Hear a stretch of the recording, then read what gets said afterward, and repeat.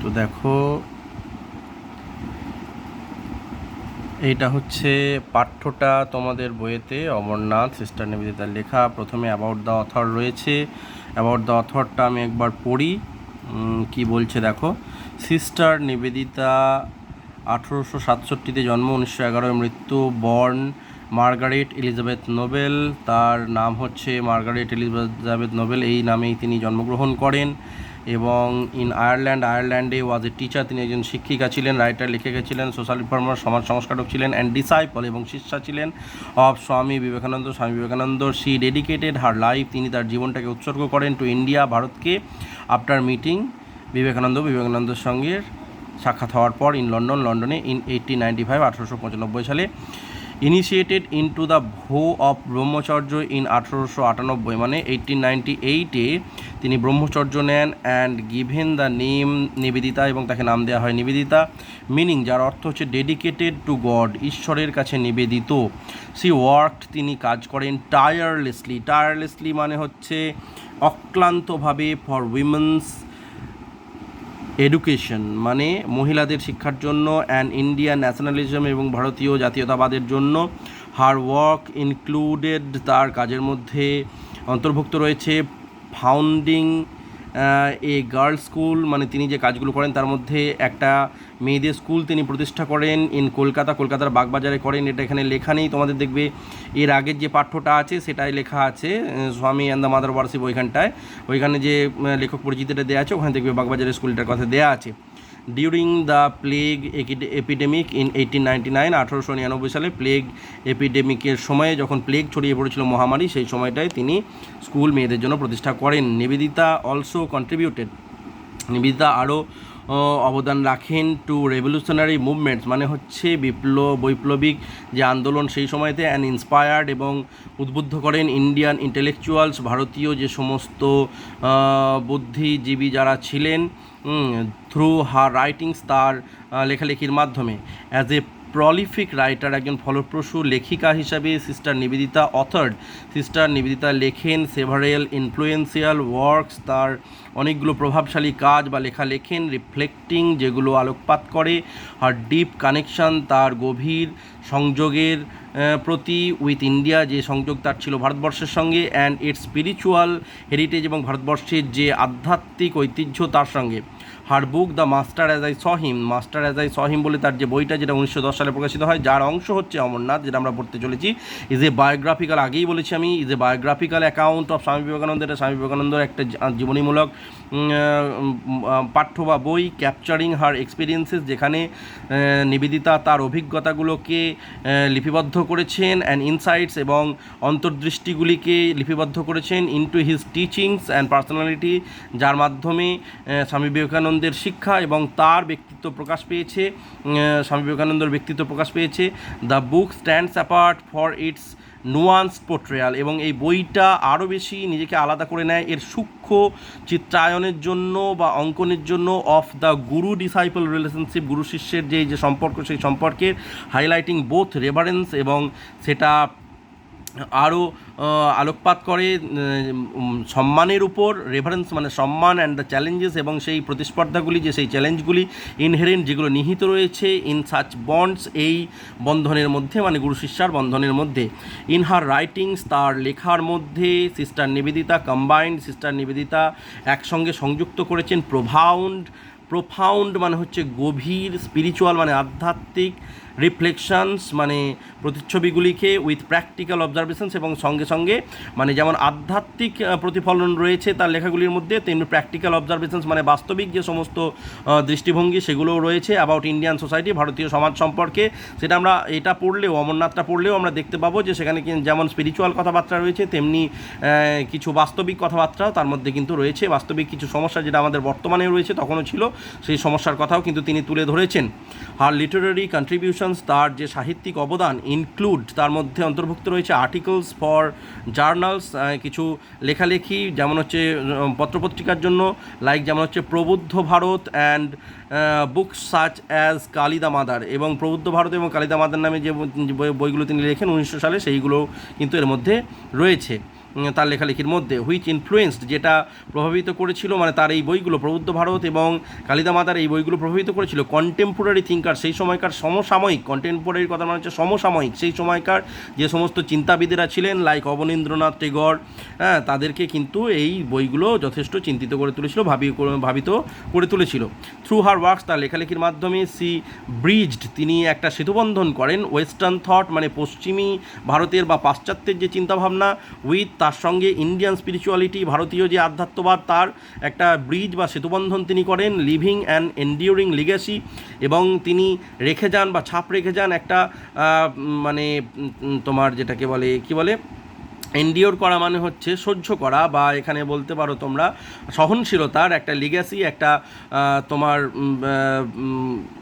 কিংবদন্তি বলতে পারো, অ্যাজ বোথ এ রাইটার, একজন লেখিকা হিসেবেও, অ্যান্ড এ রিফর্মার, এবং একজন সমাজ সংস্কারিকা হিসেবেও। এবার এই যে পাঠ্যটা কী নিয়ে, সেটা আমরা একটু দেখি। হ্যাঁ, পাঠ্যটা হচ্ছে স্বামীজির অমরনাথ যাত্রা নিয়ে। তা এটা কি হয় না, 1898 সালের 25শে জুলাই অনন্তনাগে, হ্যাঁ, এগুলো কিন্তু এখানে লেখা নেই, আমি একটু বলে দিচ্ছি তোমাদেরকে। অনন্তনাগে, কাশ্মীরের অনন্তনাগে কাছে আচ্ছা বলে বসে স্বামী বিবেকানন্দ কিন্তু অমরনাথ যাত্রার কথা ইচ্ছা প্রকাশ করেন, এবং 1898 সালের 27শে জুলাই তারা অমরনাথ যাত্রার জন্য বের হন। তারপর সেখান থেকে প্রথমে পেহেলগাঁও, মানে এই রাস্তাটাও আমি আগের দিনকে তোমাদেরকে বলেছি, এই অমরনাথের শিব পার্বতীর গল্পটা বলার সময়তে, প্রথমে তিনি পেহেলগাঁও, তারপরে চন্দনওয়াড়ি, তারপরে শেষনাগ, তারপরে মহাগণেশ পর্বত, তারপরে পঞ্চতরণী পেরিয়ে 2রা আগস্ট তিনি এবং নিবেদিতা কী করেন না, ইয়েতে অমরনাথের গুহায় গিয়ে পৌঁছান। এবার এখানে দেখো তোমাদের বইয়েতে অ্যাবাউট দ্য টেক্সটে কী লেখা রয়েছে অমরনাথ সম্পর্কে। এখানে দেখো গোটাটা আমরা যদি পড়ে ফেলি তাহলে অনেকটাই আমরা জেনে ফেলবো। যাই হোক, সেটা পড়ে প্রথমে পাঠ্যটা পড়ে এটা পড়লে ভালো হতো, তবুও যতটাকু নয় একটুখানি আমি তোমাদেরকে এইখানটা পাঠ্যটা সম্পর্কে বলে দিই, তারপর আমরা পাঠ্যটা পড়তে শুরু করব। The essay Amarnath in sister Nivedita's book, sister নিবেদিতার বইয়ের যে পাঠ্যটা, যে প্রবন্ধটা, এসেটা, যেটাকে প্রবন্ধ বলা হচ্ছে, the master as I saw him বই থেকে নেওয়া, রিকাউন্টস, এটা আমাদেরকে মনে করায় হার পিলগ্রিমেজ, মানে নিবেদিতার যে পিলগ্রিমেজ বা তীর্থযাত্রা উইথ স্বামী বিবেকানন্দের সাথে to the sacred Amarnath cave, পবিত্র অমরনাথের গুহায়, ইন কাশ্মীরে। দ্য ন্যারেটিভ ভিভিডলি এক্সপ্লোরস, এবং এই ন্যারেটিভটা, এই পাঠ্যটা খুব স্পষ্টভাবে ভিভিডলি মানে স্পষ্টভাবে এক্সপ্লোরস মানে প্রকাশিত করে the physical and spiritual challenges, সেই বাস্তবিক এবং যে আধ্যাত্মিক যে সমস্ত প্রতিস্পর্ধাগুলি, চ্যালেঞ্জগুলি অফ দি জার্নি, এই জার্নির পোট্রেইং এবং চিত্রায়ন করে দ্য পিলগ্রিমেজ, এই তীর্থযাত্রাকে চিত্রায়ন করে অ্যাজ এ প্রোফাউন্ড, একটা গভীর মেটাফোর, মানে হচ্ছে রূপক দিক থেকেও, রূপক হিসেবেও, অর ফর স্পিরিচুয়াল অ্যাওয়েকেনিং, একটা স্পিরিচুয়াল অ্যাওয়েকেনিংয়ের মানে একটা আধ্যাত্মিক জাগরণের রূপক হিসেবেও কিন্তু এটাকে বিবেচিত করে। স্বামী বিবেকানন্দর এই যে অভিজ্ঞতা অ্যাট দ্য শ্রাইন, এই যে মন্দিরে, শ্রাইন মানে এখানে মন্দির, ডেডিকেটেড টু লর্ড শিবা, যেটা উৎসর্গীকৃত ভগবান শিবকে, is central to the essay, এটাই হচ্ছে এই প্রবন্ধর মূল কথা। একে কেন্দ্র করেই, এই ঘটনাকে কেন্দ্র করেই কিন্তু এই প্রবন্ধটা চলবে। Observing all right, Swami Vivekananda সমস্ত নিয়ম কানুন রিচুয়াল সমস্ত পালন করেন অফ দি পিলগ্রিমেজ, এই পিলগ্রিমেজের এই তীর্থযাত্রার, উইথ ডিপ রেভারেন্স, প্রচণ্ড সম্মানের সাথে। হি ল্যাটার শেয়ার্ড দ্যাট, পরবর্তীকালে তিনি এই অভিজ্ঞতা ভাগ করে নেন, দ্যাট হি ফেল্ড ব্লেসড, যে তিনি আশীর্বাদ পেয়েছিলেন, তিনি অনুভব করেছিলেন যে তিনি আশীর্বাদ পেয়েছিলেন বা বর পেয়েছেন, উইথ অমর মানে অমরত্বের বরদান পেয়েছেন স্বামীজি, কার কাছ থেকে? শিবের কাছ থেকে, এই গুহাতে। The divine gift of choosing death at will, মানে এটা একটা স্বর্গীয় বর, যেটার দ্বারা তিনি মৃত্যুকে ইচ্ছা মৃত্যু হিসেবে ব্যবহার করতে পারেন, যখন খুশি তিনি মৃত্যুবরণ করতে পারবেন। এ প্রিভিলেজ, এটা একটা তার কাছে সম্মানের মতো ছিল, অ্যাসোসিয়েটেড উইথ স্পিরিচুয়াল লিবারেশন, মানে একটা আধ্যাত্মিক লিবারেশনের মতো, মুক্তির মতো কিন্তু তার কাছে ছিল। তা যাই হোক, আমরা কিন্তু এই গোটাটা পড়লে অনেকটা তোমরা ভেতরের কাহিনিটা জানতে পারবে। ভেতরের কাহিনিটা জানতে পারলে পাঠ্যটা সম্পর্কে একটুখানি আগ্রহটা তোমাদের কমে যেতে পারে। আমরা এটা পড়বো না তা নয়, এটার মানেটা বা ভেতরটার যে সারমর্মটা কী সেটা এখানে দেয়া আছে। তার আগে পাঠ্যটা আমি তোমাদেরকে একটুখানি পড়ে শোনাই, আমাদের যেটা আজকের টেক্সটটা সেটা একটুখানি তোমাদেরকে পড়ে আমি শোনাচ্ছি। দেখো, পাঠ্যটা শুরু করছি আমরা। দেখো, এইটা পাঠ্যটা এই বইটা থেকে না শুরু করে আমি আমার একটা টেক্সট রয়েছে, সেই টেক্সটটা থেকে আমি পাঠ্যটা তোমাদেরকে পড়ে শোনাতে শুরু করছি। দেখো, অমরনাথ, এটা 8 নম্বর চ্যাপ্টার, প্রথমেই বলেছিলাম 19/7/1898 সালের 29শে জুলাই অমরনাথে যাত্রা শুরু হয় এবং 8ই আগস্ট 1898 সালে তাদের যাত্রা শেষ হয়। কাশ্মীরেতে যাত্রাটা হয়েছিল। তা আমি পাঠ্যটা শুরু করছি। দেখো, it was in the course of an open air meal. Open air মানে হচ্ছে খোলা বাতাস বা এখানে খোলা আকাশের নিচে। কোর্স মানে হচ্ছে সময় বা চলাকালীন সময়েতে। It was in the course of an open air meal, খোলা আকাশের নিচে। মিল মিল মানে মিড ডে মিল, মানে তোমরা জানো মধ্যাহ্ন ভোজন। মিল কথা মানে খাওয়া, মানে ওপেন এয়ার মিল মানে খোলা আকাশের নিচে খাবার খেতে খেতে in the Mughal gardens, Mughal গার্ডেনে, মোঘল বাগিচায়, অ্যাট আচ্ছাবল। আচ্ছাবল কাশ্মীরের একটি জায়গা, সেইখানকার মধ্যে আরেকটা সুন্দর জায়গা হচ্ছে, খুব সুন্দর বেড়াবার জায়গা হচ্ছে মোঘল গার্ডেন। সেই মোঘল গার্ডেনে বসে খোলা আকাশের নিচে খাবার খেতে খেতে দ্যাট দি স্বামীজি সাডেনলি, হঠাৎ অ্যানাউন্সড, ঘোষণা করলেন, দ্যাট যে he would go to Amarnath, তিনি অমরনাথে যাবেন, উইথ দ্য পিলগ্রিমস, তীর্থযাত্রীদের সাথে, and take his daughter with him, এবং তার কন্যাকে তার সাথে নিয়ে যাবেন। এর আগেই আমি বলেছি, তোমরা যদি খেয়াল করে থাকো, যে স্বামীজি নিবেদিতাকে তার স্পিরিচুয়াল ডটার বা আধ্যাত্মিক কন্যা হিসেবে দেখতেন, এবং তার কন্যাকে নিয়ে যাবেন মানে কাকে নিয়ে যাবেন? নিবেদিতাকে তার সঙ্গে নিয়ে যাবেন। উইদিন আওয়ার লিটল পার্টি, আমাদের এই ছোট্ট দলটির মধ্যে। এখানে আওয়ার বলতে কার কথা বোঝানো হচ্ছে? কে বলছেন আওয়ার? আমাদের ছোট্ট পার্টি বলতে কে বলছেন? এর মধ্যে কিন্তু নিবেদিতাও সংযুক্ত রয়েছে। নিবেদিতা যেহেতু লিখছেন নিজে, তার মানে আওয়ার পার্টি মানে নিবেদিতা তাদের পার্টির কথা বলছেন, মানে তিনি এবং স্বামীজি যে পার্টির মধ্যে, যে দলের মধ্যে রয়েছেন, যে দলের সঙ্গে তীর্থযাত্রা করছিলেন, উইদিন আওয়ার লিটল পার্টি, তাদের সেই ছোট্ট দলের মধ্যে, there was too much feeling of delighted congratulation, সেখানে প্রচুর পরিমাণে আনন্দ ছিল, আনন্দের অনুভূতি ছিল। ডিলাইটেড কংগ্রাচুলেশন মানে কি? কংগ্রাচুলেশন মানে অভিনন্দন, মানে আনন্দপূর্ণ অভিনন্দনের এত পরিমাণে অনুভূতি ছিল এই কথাটা শোনার পরে।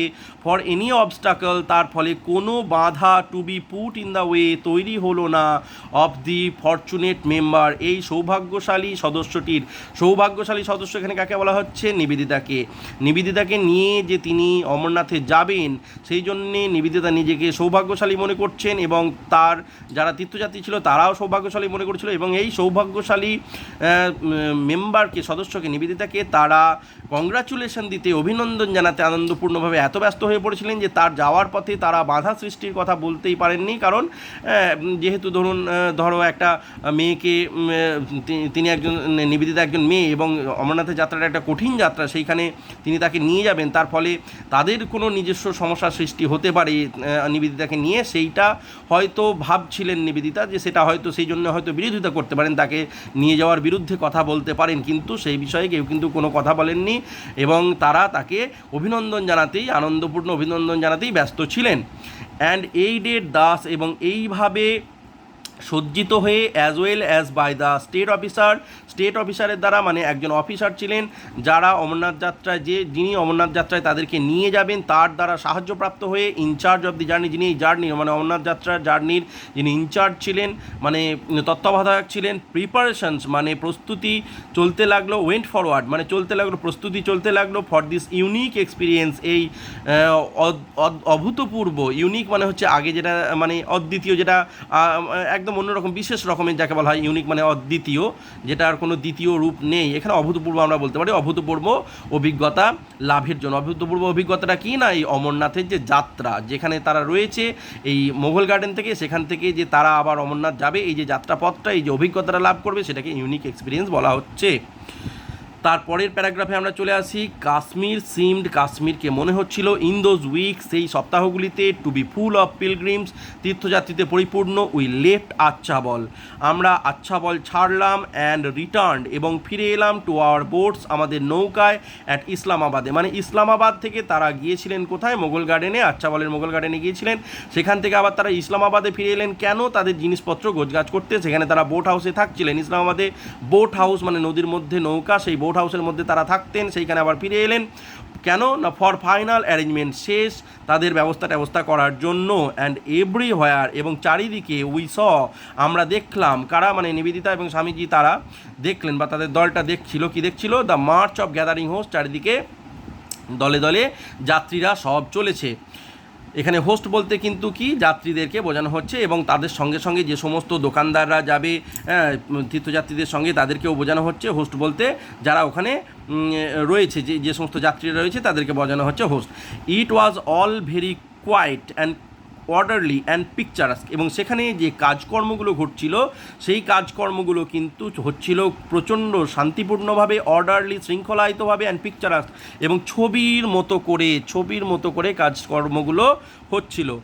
2 or 3,000, মানে ব্যাপারটা কি হচ্ছে, যে ব্যাপারটা হচ্ছে যে হ্যাঁ, ওদের যে তারা যে যাচ্ছে, তীর্থযাত্রীরা যাচ্ছে, ওই তীর্থযাত্রীদের যাওয়ার সঙ্গে সঙ্গে তারা একবারে মানে যারা ওখানকার লোকজন, কিছু লোকজন যারা একবারে বাজারের মতো তৈরি করে, মানে সেই মেলা আমাদের যেমন আসে, মেলা বসে আবার মেলা চলে যায়, সেরকম করে ওই চাল ডাল ইত্যাদি নিয়ে তাদের সঙ্গে সঙ্গে কিছু লোক বাজার বসানোর মতো করে, মেলা বসানোর মতো করে তাদের সঙ্গে যাচ্ছে, এবং সেইখানেতে যেখানে যাত্রীরা সব থামছে সেখানে তারা মেলা বসিয়ে ফেলছে, সেখান থেকে যাত্রীরা সব কিনে কেটে খাচ্ছে, আবার তারা ওই মেলাটাকে তুলে নিয়ে চলে যাচ্ছে যাত্রীদের সঙ্গে সঙ্গে, আবার যেখানে সন্ধ্যাবেলার দিকটায় থামছে সেখানটায় আবার সেখানে থামিয়ে মেলা বসিয়ে ফেলছে। এবং এই গোটা ঘটনাটাই বলছে কি, ইট ওয়াজ অল কোয়াইট, মানে গোটা ঘটনাটাই ঘটছে খুব শান্তিপূর্ণভাবে, অর্ডারলি, খুব শৃঙ্খলায়িতভাবে, অ্যান্ড পিকচার ছবির মতো করে। 2 or 3,000 পিপল, 2-3,000 লোক উড এনক্যাম্প ইন এ ফিল্ড, একটা মাঠের মধ্যে তাঁবু খাটাচ্ছে, অ্যান্ড লিভ ইট, এবং মাঠটাকে ছেড়ে চলে যাচ্ছে, বিফোর ডন, ভোর হওয়ার আগেই, উইথ নো ট্রেস, কোনো চিহ্ন না রেখেই, অফ দেয়ার অকুপেশন, তাদের কাজকর্মের, মানে সেদিন যে তারা থামছে, সেখানে রান্না করছে, খাওয়া দাওয়া করছে, জিনিসপত্র রাখছে, তার কোনো চিহ্ন না রেখে। আমরা যদি কোনো জায়গায় একটা ফিস্ট করি, কি হয়, আমরা এখন এতই খারাপ হয়ে গেছি, আমরা এতই পরিবেশ সম্পর্কে অসচেতন হয়ে গেছি, আমরা তাদের থালা গ্লাস বাটি সেইখানেই ফেলে দিয়ে চলে আসি, নোংরা করে দিয়ে মাঠটাকে চলে আসি, আমরা একবার ফিরেও তাকাইনি যে মাঠটা কী হলো। কিন্তু তারা যে তখনকার দিনেও এই যে তারা তীর্থযাত্রায় যাচ্ছে, সেই তীর্থযাত্রায় যাওয়ার সময় কি বলছে, যে 2 or 3,000 পিপল, 2-3,000 লোক, চিন্তা করে দেখো, 2-3,000 লোক উড এনক্যাম্প ইন এ ফিল্ড, একটা মাঠে তাঁবু খাটাচ্ছে, অ্যান্ড লিভ ইট, এবং সেই মাঠটাকে ছেড়ে চলে যাচ্ছে, বিফোর ডন, ভোর হওয়ার আগে। ডন মানে ভোরবেলা, DAWN ডন, ডনের উল্টো হচ্ছে ডাস, ডাস মানে সন্ধ্যেবেলা। With no trace of their occupation, এবং তাদের কাজকর্মের কিন্তু কোনো ট্রেস, কোনো চিহ্ন থাকছে না, কিন্তু একটাই চিহ্ন থাকছে, একটা জিনিস দেখেই বোঝা যাচ্ছে এখানে কিছু মানুষ ছিল, সেটা কি, save the ashes of their cooking fire, তাদের কুকিং ফায়ার, রান্নার আগুনের যে ছাই, সেই ছাইটা শুধু পড়ে থাকছে বিভিন্ন জায়গায়, যেগুলো উনুনের মতো যেগুলো জ্বালিয়েছিল, সেইগুলো দেখে বোঝা যেতে পারে যে এখানে কিছু মানুষ হয়তো কিছুক্ষণের জন্য ছিল, রান্নাবান্না করে খেয়েছে, ঠিক আছে, তার দ্বারা বোঝা যাচ্ছে। তারপর কি, দে ক্যারিড এ বাজার উইথ দেম, তারা তাদের সঙ্গে একটা বাজার নিয়ে চলেছে, and at each halting place, এবং প্রত্যেকটা থামার জায়গায়, দ্য পিচিং অফ টেন্টস, তাঁবু খাটানোর ব্যাপারটা, and the opening of shops, এবং দোকান খোলার ব্যাপারটা, টুক প্লেস, মানে তাঁবু খাটানো, দোকান খোলা। আমি এই যে বললাম, ওদের সঙ্গে এমন কিছু লোক চলেছে যারা ওইখানে গিয়ে বিক্রি বাটা করছে তাদেরকে জিনিসপত্র, মানে কাউকে চাল ডাল একবারে 1 মাসের জন্য নিজেদেরকে বয়ে নিয়ে যেতে হচ্ছে না, তারা একটা দোকান, মানে ওখানকার কিছু লোকে দোকানের মতো বয়ে নিয়ে যাচ্ছে, সেখানে গিয়ে দোকান খাটিয়ে দিচ্ছে, সেখান থেকে লোকজন কিনে খাচ্ছে, আবার যারা দোকানদার তারা দোকানটাকে বয়ে নিয়ে চলেছে। তাহলে সেটাই বলছে, দে ক্যারিড এ বাজার উইথ দেম, সেই লোকগুলো তাদের সঙ্গে একটা বাজার বয়ে নিয়ে চলেছে, and at each halting place, halt মানে থামা, and at each halting place, প্রত্যেকটা থামার জায়গায়, দ্য পিচিং অফ টেন্টস, তাঁবু খাটানোর ব্যাপারটা, পিচ করা মানে তাঁবু খাটানো, পিচিং অফ টেন্টস, তাঁবু খাটানোর ব্যাপারটা, অ্যান্ড ওপেনিং অফ শপস, এবং দোকান খোলার ব্যাপারটা, টুক প্লেস উইথ ইনক্রেডিবল র্যাপিডিটি, অবিশ্বাস্য দ্রুততার সঙ্গে হচ্ছে। অর্গানাইজেশন, এবং এই কাজকর্ম যে সংগঠন, সেই কাজকর্ম সংগঠিত হওয়ার যে ব্যাপারটা, অর্গানাইজেশন অ্যাপিয়ার্ড, সেটা দেখে মনে হচ্ছে টু বি ইনস্টিংক্টিভ, যেন তাদের কাছে সহজাত, মানে মায়ের পেট থেকে যেন এই কাজটা তারা শিখে এসেছে, মানে টুক করে হয়ে যাচ্ছে, দোকান খোলা আবার টুক করে দোকান বন্ধ করে আবার গুটিয়ে তারা চলতে শুরু করছে। অর্গানাইজেশন অ্যাপিয়ার্ড টু বি ইনস্টিংক্টিভ, ইনস্টিংক্টিভ মানে সহজাত, অর্গানাইজেশনে কোনো কাজ সংগঠন করার যে ব্যাপার, অ্যাপিয়ার্ড মানে মনে হচ্ছিল, মানে নিবেদিতার কাছে মনে হয়েছে, organisation appeared to be instinctive, সহজাত মনে হচ্ছিল এই যে কাজকর্ম সংগঠিত করার ব্যাপারটাকে।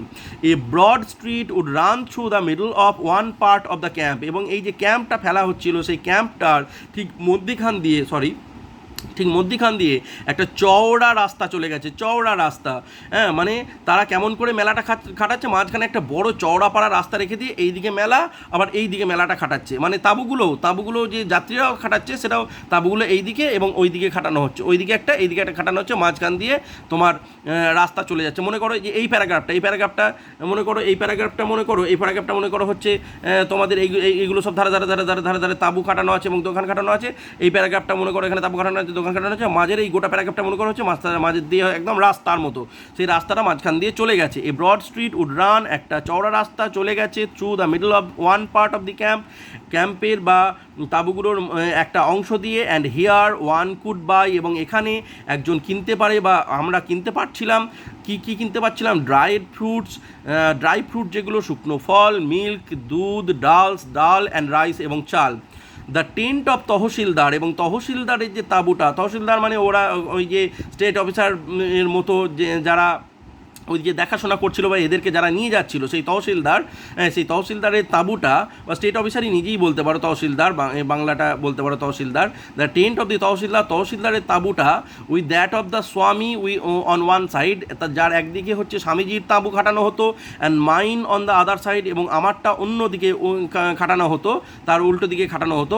ওয়াজ জেনারেলি প্লেসড, এবং সেটাকে রাখা হতো বা তাঁবুটা খাটানো হতো নিয়ার সাম অ্যাডভেন্টেজিয়াস স্পট, এমন একটা সুবিধাজনক জায়গায়। অ্যাডভেন্টেজাস মানে হচ্ছে সুবিধাজনক, জেনারেলি মানে সাধারণত, ওয়াজ জেনারেলি প্লেসড মানে মনে করো যে এইটা হচ্ছে মনে করো তহসিলদারের তাঁবু, হ্যাঁ, এইটা মনে করো তহসিলদারের তাঁবু, হ্যাঁ, তার একদিকে মনে করো এইখানটায় হচ্ছে স্বামীজির তাঁবু, তার একদিকে মনে করো এই দিকটায় মনে হচ্ছে মাঝখানটায় তহসিলদারের, এইখানটায় স্বামীজির, এইখানটায় নিবেদিতার, এইভাবে তাঁবুটা খাটানো হতো, যাতে কি হয়, যেখানটায় আগুনটা জ্বালানো হবে, যে একটা ধরো এইখানটায় ধুনি জ্বালানো হচ্ছে, আগুন জ্বালানো হচ্ছে, যাতে সবাই আলোটা ঠিকঠাক পায় সবাই মিলে।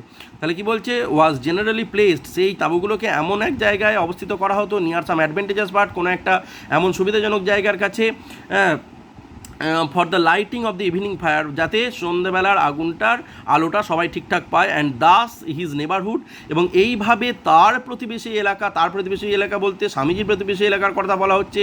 His neighbourhood tended to form a social centre, সেটা একটা সামাজিক কেন্দ্রে পরিণত হয়ে উঠতো, মানে সামাজিক ক্ষেত্রে পরিণত, মানে সন্ধ্যেবেলায় সবাই স্বামীজির সঙ্গে এসে গল্প করতে আসতো। অ্যান্ড দাস ইজ নেবারহুড টেন্ডেড, মানে সন্ধ্যেবেলা ঠিক নয়, সন্ধ্যের আগে পর্যন্ত স্বামীজির কাছে সবাই গল্প করতে। হিজ নেবারহুড মানে তার প্রতিবেশী এলাকা, স্বামীজির তাঁবুর প্রতিবেশী এলাকাটা টেন্ডেড টু ফর্ম, তৈরি করতো এ সোশ্যাল সেন্টার, একটা সামাজিক কেন্দ্র। আজকে এই দুটো প্যারাগ্রাফ পড়া থাকুক, পরের দিনকে আমরা তোমরা একটু পড়ে নিও, পড়লে বুঝতে পারবে এবং আমাকে কমেন্ট করে জানাবে। যদি কোনো জায়গায় বুঝতে না পারো, আমি সেগুলো সলভ করার চেষ্টা করব। তারপরে আমরা পরের পার্টে আবার পরের প্যারাগ্রাফগুলোকে পড়ার চেষ্টা করব।